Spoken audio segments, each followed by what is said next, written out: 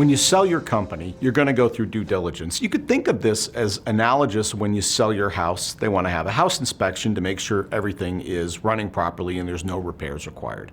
When you sell your company, they're going to want to do something very similar. But the question is, what are the elements of due diligence that you can expect when you try to sell your company? Well, the first is financial. Everybody's going to want to go through the books. They're going to want to make sure that they're accurate. So ideally, you have either audited or at least reviewed financials that you can present to a potential buyer.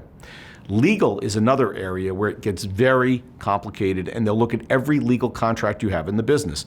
Leases, joint ventures, customer contracts, and so forth. And I can tell you the one place where you're going to get into trouble is the ability to assign your contracts to a buyer.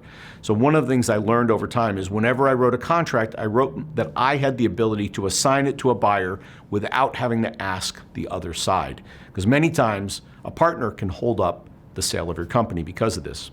They're going to analyze your customers by either surveying them directly or using a third party to talk to your customers about, are they likely to continue doing business with you and do you have a good reputation? They'll probably talk to some employees, but at a minimum, if you have any employee engagement surveys, they're going to want to look at that data to see if there's any skunks in the woodpile that they need to worry about in terms of your employee base.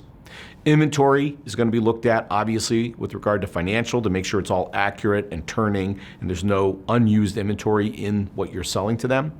But they're also going to look at reputation. Now, it's easier than ever nowadays to look at Glassdoor and other factors that determine the reputation that you've got in the market. And so if you're not looking at your Yelp reviews, your Google reviews, and your Glassdoor reviews, you should, if you're even thinking about selling your company, and work to improve those metrics because they're going to get looked at.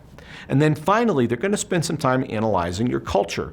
The number one reason why mergers and acquisitions don't work is not because of the financials or the inventory or anything else, is because the culture of the two companies you're trying to put together don't mesh. One's aggressive and short with each other and quick decisions, and another is maybe very collegial and friendly and takes time. Can you imagine trying to put those two companies together? It just wouldn't work.